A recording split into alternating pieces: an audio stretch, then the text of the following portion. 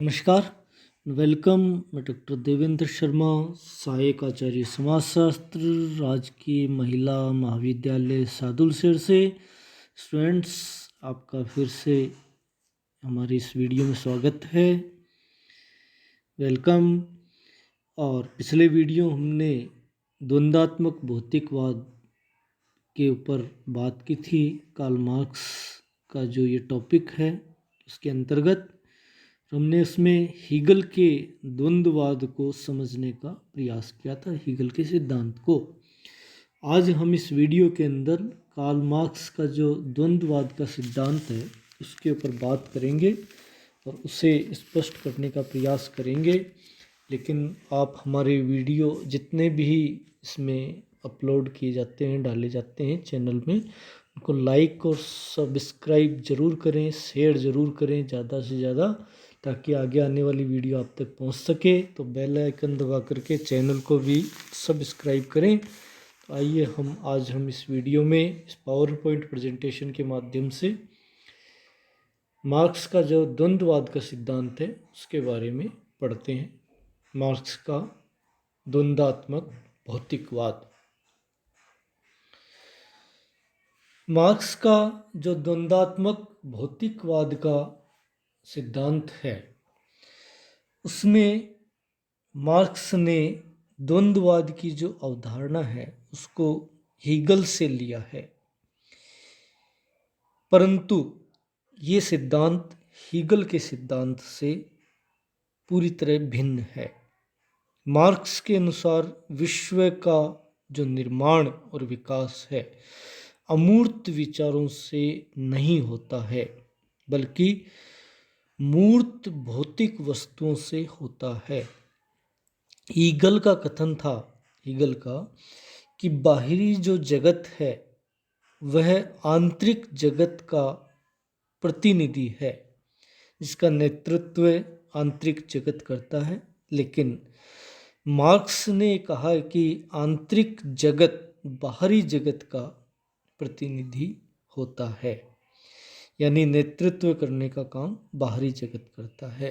मनुष्य की मानसिक चेतना उसके सामाजिक अस्तित्व पर निर्धारित नहीं होती, बल्कि उसका सामाजिक अस्तित्व उसकी मानसिक चेतना को निर्धारित करता है।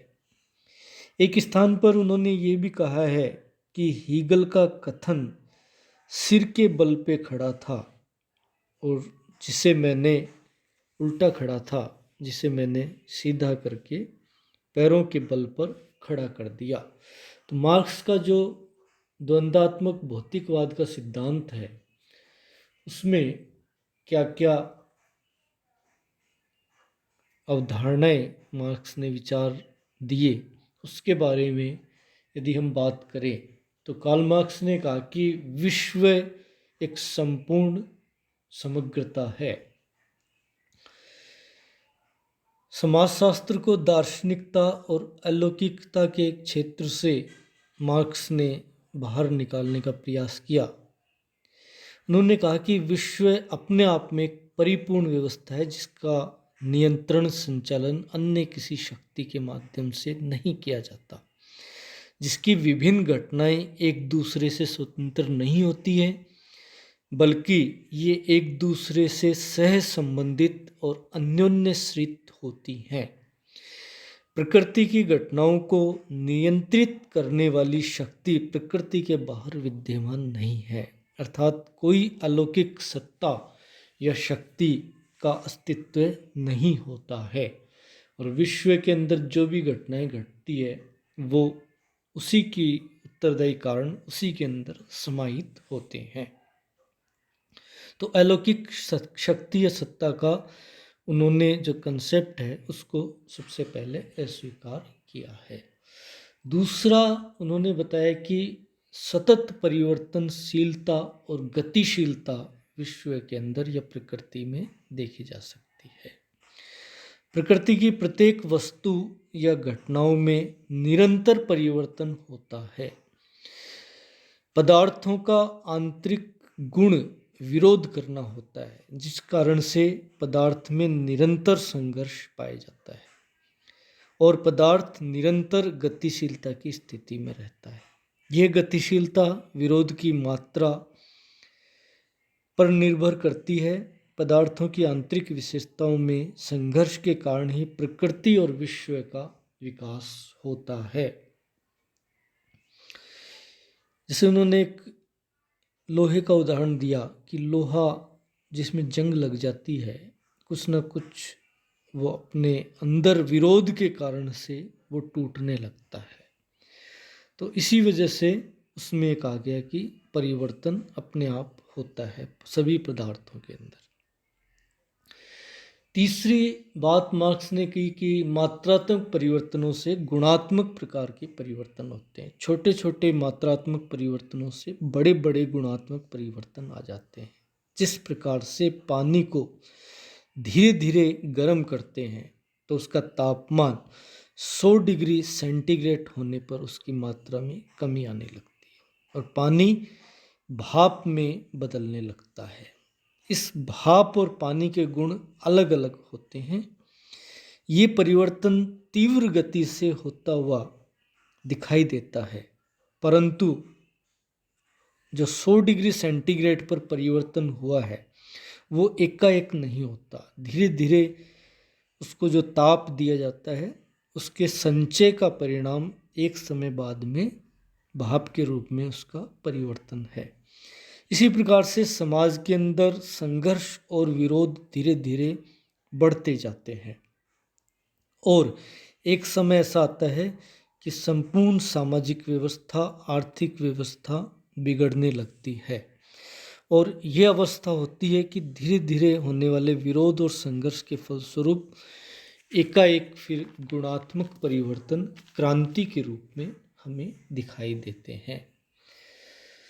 चौथा तथ्य मार्क्स ने रखा संघर्ष और द्वंद्ववाद का, जिसमें उन्होंने लिखा कि समाज के विकास का मूल कारण संघर्ष होता है। भौतिक वस्तुओं में संघर्ष पाया जाता है।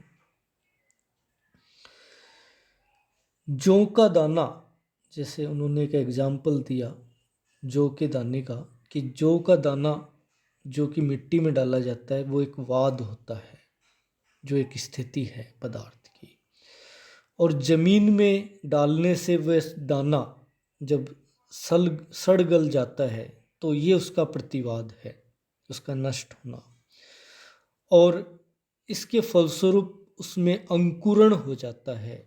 तो ये संवाद की स्थिति है जिससे कि उस बीज का, दाने का पौधे के अंदर परिवर्तन हो जाता है और उसमें फल आकर के कई जौ के दाने उत्पन्न हो जाते हैं। तो ये संवाद की स्थिति है, पेड़ बनना और उसके अंदर बहुत सारे जौ के दाने उत्पन्न हो जाना, यानी वाद प्रतिवाद दोनों का मिश्रण संवाद के अंदर पाया जाता है।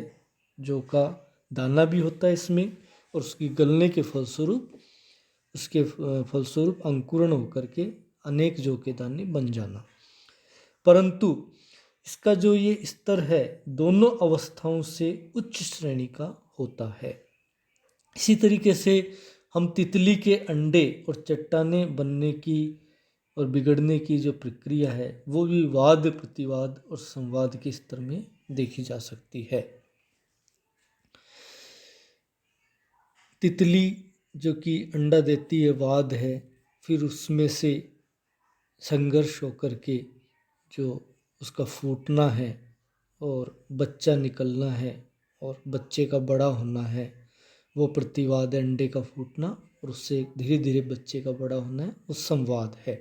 इसी तरीके से पानी के साथ पहाड़ों से चट्टानें टूट टूट करके पत्थर के रूप में, छोटे छोटे टुकड़े कणों के रूप में परिणित हो जाती है। नदी के साथ बहती हुई समुद्र में पहुंच जाती है और समुद्र में पुनः वो कण कण कण जुड़ते हुए पत्थर के टुकड़ों के चट्टानों के रूप में परिवर्तित हो जाते हैं।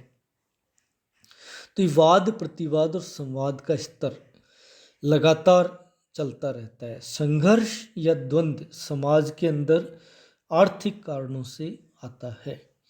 प्रकृति की सभी वस्तुओं में विरोधी तत्व होने से संघर्ष या द्वंद्व, ये कहा गया कि एक रूप से चलता रहता है। समाज में भी विभिन्न वर्गों के बीच में संघर्ष सदैव विद्यमान होता है। प्रत्येक समाज में दो वर्ग देखे जा सकते हैं। एक वर्ग आर्थिक प्रणाली का स्वामी होता है जो उत्पादन के साधन और शक्तियों को नियंत्रित करता है। दूसरा वर्ग उत्पादन के साधन और शक्तियों अर्थात आर्थिक प्रणाली पर स्वामित्व नहीं रखता और अपने श्रम के द्वारा अपना जीवन यापन करता है। समाज में जिस प्रकार के उत्पादन के साधन होते हैं उसी प्रकार की सामाजिक व्यवस्था पाई जाती है। उत्पादन के साधनों पर स्वामित्व वाले वर्ग को शोषक वर्ग कहा जाता है और उत्पादन के साधनों के स्वामित्व से वंचित वर्ग को शोषित वर्ग कहा जाता है। वाद के रूप में शोषक वर्ग पहले से स्थापित होता है। प्रतिवाद के रूप में शोषित वर्ग इसका विरोध करता है और दोनों के संघर्ष के परिणाम स्वरूप संवाद के रूप में नई सामाजिक व्यवस्था का जन्म होता है। कुछ समय बाद में ये जो नई जन्मी सामाजिक व्यवस्था है वो वाद के रूप में बदल जाती है और पुनः प्रतिवाद के रूप में इसका विरोध होता है और दोनों के बीच विरोध और संघर्ष के कारण से संवाद की नई सामाजिक व्यवस्था अस्तित्व में आती है। ये प्रक्रिया निरंतर चलती है जब तक कि वर्ग विहीन समाज की स्थापना नहीं हो जाती। उत्पादन के साधनों के बदलने से ही शोषक और शोषित वर्ग में ये कहा गया कि संघर्ष है वो होता है। तो इस प्रकार से संघर्ष और द्वंद्ववाद का जो सिद्धांत है वो लगातार परिवर्तन को समाज के अंदर लाता है। भौतिक निर्णायकवाद की मार्क्स ने बात की। मार्क्स ने अपने द्वंद्वात्मक सिद्धांत में भौतिक तत्वों को महत्वपूर्ण स्थान दिया, जिसके अनुसार पहले परिवर्तन पदार्थों में होता है, उसके बाद में विचारों में। ये पदार्थ ही विश्व का मूल होते हैं। विकास सदैव पदार्थों के पारस्परिक संघर्षों के कारण होता है। इस प्रकार से संपूर्ण परिवर्तनों का कारण भौतिक पदार्थ है। भौतिक पदार्थों में संघर्ष से ही समाज, संस्कृति, विज्ञान, कला, साहित्य, विचार, धर्म, राजनीति आदि व्यवस्थाओं का विकास होता है। मार्क्स ने अपने सिद्धांत में भौतिक कारण को महत्वपूर्ण स्थान दिया, इसलिए मार्क्स के सिद्धांत को द्वंद्वात्मक भौतिकवाद कहा जाता है। अर्थात मार्क्स का सिद्धांत भौतिक निर्णायकवाद के आधार पर निर्धारित होता है। इस प्रकार से ये मार्क्स का द्वंद्वात्मक सिद्धांत मार्क्स द्वारा प्रस्तुत किया गया। इसी के साथ इस वीडियो में आपका धन्यवाद और अगले हम वीडियो में मार्क्स और हीगल के द्वंद्वात्मक जो सिद्धांत है उसमें समानता और भिन्नता के बारे में बात करेंगे। धन्यवाद।